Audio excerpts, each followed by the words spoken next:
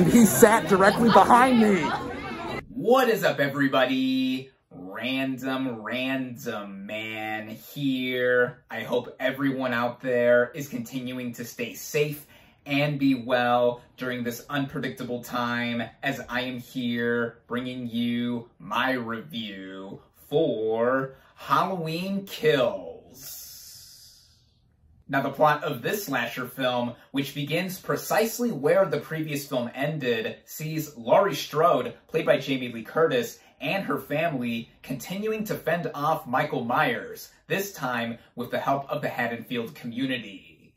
Going into this movie, I had moderate expectations. Now, to quickly go over what I thought of a couple of the previous Halloween films, the 1978 original Halloween needs no introduction. It is one of the most iconic horror movies ever made. It introduced an icon of horror with Michael Myers. Then there were 10 sequels that came after it that have now been retconned from this franchise continuity, and the 2018 sequel of the same name, which I'm still baffled is just called Halloween, came along and I enjoyed it. I thought it was the best Halloween film since the 1978 original, and it modernized the series while keeping in touch with its roots and continuing on the story of Laurie Strode and Michael Myers. And now we have Halloween Kills, which is technically the 12th overall film in this franchise, but the third in this current line of continuity after the previous film, or legacy sequel, I should say, and I, again, had moderate expectations, even with me liking that previous film, mainly because it made me wary that it was announced that 2 back-to-back sequels after the 2018 film would be made and released,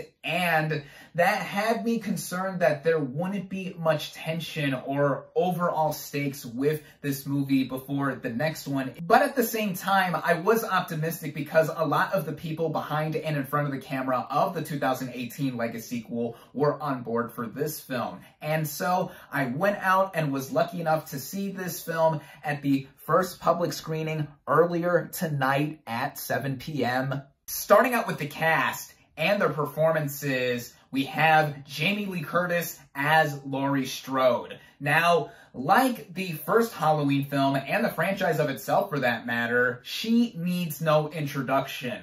The original Halloween film was Curtis's film debut, and she was more than just the scream queen icon that she became from that film. She made that role her own and was also more than just a final girl of sorts too, in being proactive in fighting against Michael Myers. And here in Halloween Kills, she reinforces a lot of what was backed up with the 2018 legacy sequel in having a lot of trauma and PTSD with having fended off Myers 4 decades prior and wanting to come back and finish him off for good. And when she's on screen, she really is great. And I say when she is on screen because she's really not in this movie a lot. There's no clear main character with this movie as it switches between multiple perspectives throughout. Now, I knew before seeing this movie from insider information that the marketing and trailers for this movie were cut and shown in a way that made it look like Curtis would have a bigger role than she did in this movie. For a lot of it, she is bedridden in the hospital where a lot of the movie takes place too, which has made her take a literal backseat to the supporting players of this movie. But before I get to a lot of them, I do have to, of course, mention, for a lot of people, the main star of the Halloween franchise, Michael Myers, as played by James Jude Courtney and Nick Castle, who played the original role in the first film. And yeah, both of them do what they have to do here. In Courtney doing a lot of the more rigorous stunt action moments, and then Castle, we do get a glimpse of him as Michael in the movie too. Then we have a lot of the returning players from the previous film come back for this sequel, such as Judy Greer, who plays Karen, the mother of her daughter Allison, played by Andy Matichak, and the daughter of Laurie. And naturally, she is very concerned for her mom literally as a family in fending off Michael. And Greer, I always like in just about everything she shows up in. Then Maddie Check as Allison, I thought was a neat addition to the previous film, and here she comes back with a lot of the same attributes as before, although this time she is a lot more hungry to want to finish off Michael for once and for all too, just like her grandma. The apple doesn't fall far from the tree, as they say, so yeah, that's definitely in the bloodline still, and her having a lot more of a proactive role as well to try and take care of business. Then there's also Will Patton as Deputy Hawkins, who seemingly died in the previous film, but it's made very clear in the opening scene of this movie that he is still very much alive, and his character has a lot more of a rooted importance with not only the story of this movie, but also in the overall lore of this franchise and how it all connects together to the original film. And Patton, he's a class act in whatever I have seen him in. So yeah, seeing him here I thought was cool as well. And then there are a bunch of other people to mention, whether they play characters that return from the previous film or also come back from the 1978 original film, such as Anthony Michael Hall as Tommy Doyle, one of the two kids that Laurie babysat in that original film and is very much thirsty and blood hungry for Michael Myers' head on a silver platter. Now, Hall did not play Doyle in the original 1978 film, but I thought he stole a lot of the show in playing the character here. Someone who does come back from the original, though, is Kyle Richards as Lindsay, the other kid that Laurie babysat along with Tommy, who joins in on the uprising of the Haddonfield community started by Tommy. And yeah, I think it's cool that actors like her are brought into this film, along with Nancy Stevens as Marion, the nurse from the first film, who also gets in here on the action. Even Charles Cyphers, who played the sheriff in the first film, comes back into this movie. And then Dylan Arnold, who played Cameron, the boyfriend to Allison, has a bigger role here with some more of the action. And Robert Longstreet plays his dad in this movie. And there's a lot more people I could mention as well, whether they come back from the first movie or are from the previous Legacy sequel.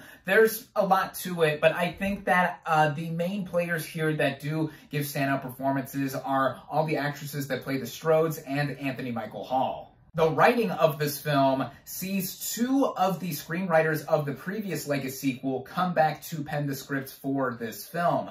That would be director David Gordon Green, also returning behind the camera in that role, and Danny McBride. And I thought it was surprising that he would help co-write a horror movie with him having such a background in comedy. But for what he helped contribute to the previous film, I thought it worked. And what is established here, as I mentioned with Patton's character returning, the opening scene of this movie not only establishes how his character is still alive, but it also goes into a flashback sequence with a younger version of him there, and other flashback moments have him played by Thomas Mann, which I thought was cool to see, as he does fit in looking like a younger version of Will Patton. And it takes place the same night as the original Halloween film in 1978, which further establishes a connection with how the movie is, of course, going in line with the continuity of the 2018 film, and also just how everything is all connected together with these characters having a lot more to them and being rooted with what happened in the initial killing spree of Michael Myers that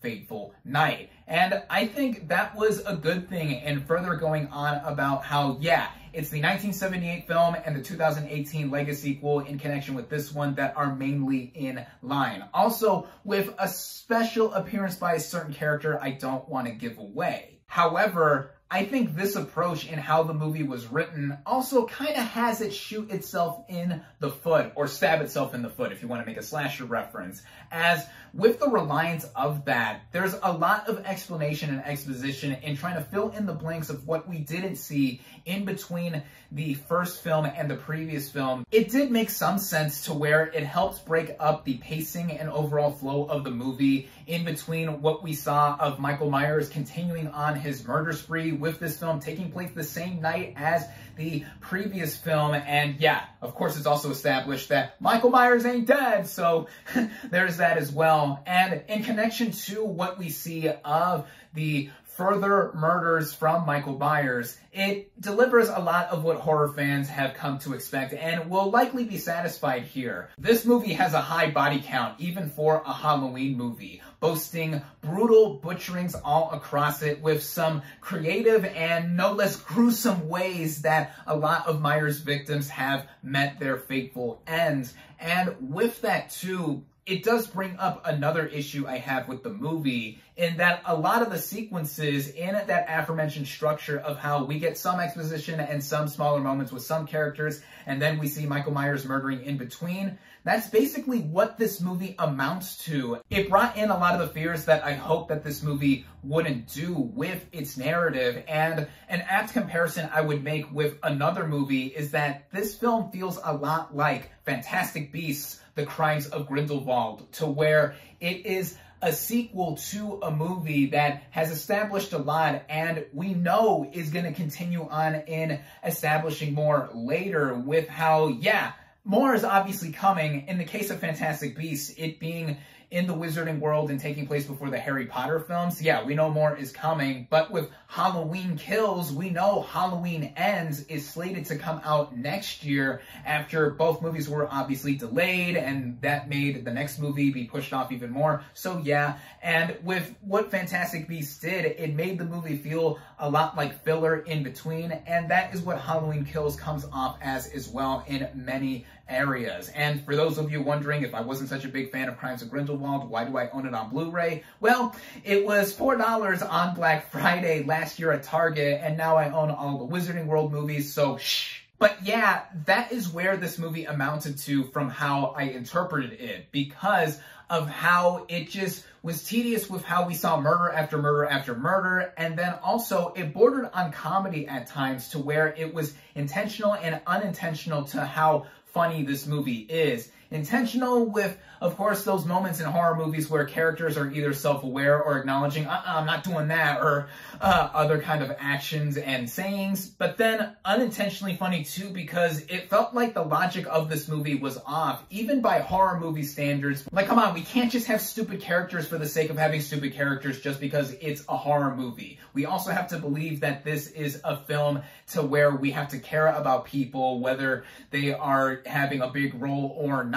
And also, this goes back to the whole thing where Laurie Strode takes a back seat to a lot of the other players in this movie. With that being said, though, I do think on a technical scale, the movie is mostly well made. The directing by David Gordon Green, which I haven't mentioned thus far, I think is fine. It's competent to where, yeah, the movie and the way it moves, it flowed to where I was consistently engaged, even if I was taking issue with what was going on narratively. It runs at about an hour and 45 minutes, and yeah, for a movie like this, it didn't overstay its welcome. And then with everything else, like how the movie is shot, the cinematography, with this entire film taking place at night, the areas that were well lit and were supposed to be well lit, I thought were very notable. And then moments in the dark where we see stuff either happening in the background or creeping up, or if Michael Myers himself is creeping up, yeah, it's effective. I mean, there's no shortage of jump scares either. They were hit and miss for me across the movie. And then other stuff that horror fans mostly care about, like the blood and gore and all that, there's no shortage of that, as I mentioned, with how there's a lot of kills within this movie too. Then there's also the music. John Carpenter, who directed the original Halloween film and helped create its characters, not only comes back as an executive producer, but also one of the co-composers of the score. In fact, along with Daniel Davies, his son Cody Carpenter is also one of the composers of this film. And like in the previous Lego sequel, and just what I remember of the score of the original movie, it's very much in line in having the feel of the music there and keeping up its creepy tone and just going along with a lot of the zingers and notable sound cues that we are accustomed to with a Halloween movie in general. All in all, I would say that this movie here has a lot to like, and even on a thematic level, if I were to go there with a movie like this, there's a bit of commentary as to what the characters are doing and what is resulting of this uprising of the Haddonfield community trying to take down Michael Myers and such. And even with that and other bits that I did enjoy, I felt that this movie got increasingly inconsequential and monotonously mediocre overall. And I think that it stems a lot from just it being part of the finale, or just the film before the finale, that we are supposedly getting next year with Halloween Ends. The way this movie in itself does end, it felt like it could have stopped at a specific moment, but no. It has a few more minutes after, and then the final shots or the literal last second and everything else makes it feel like, yeah, it copped out and just went with a BS ending. I mean, spoiler alert, Michael Myers is not dead at the end of this movie, as if he ever dies, and that fact was already ruined by how it was announced that this was one of 2 back-to-back sequels made after the 2018 Legacy sequel. And hopefully the next one will be good and remedy a lot of the flaws that I had with this film, as I'll see it just like fans of Halloween and horror alike will see Halloween Kills regardless of what I and others think of this movie. And for everyone else, I would say decide for yourself as to if you're going to see this movie or not. I saw this in theaters, and I mainly went for the experience, as I showed with the intro of this video. And yeah, on some level, I'm glad I was able to experience the movie this way. But then there's also the fact that this movie is currently streaming on Peacock on its paid tiers, whether you have Peacock Premium or Peacock Premium Plus. I personally have the former, and of course could have seen the movie that way. But again, I mainly went in theaters for the experience. And again as well, you should make up your own mind as to how you're going to experience this movie, if you are at all. As for me, I was very middle of the road on it. My final verdict for Halloween Kills is 2.5 out of 5 stars.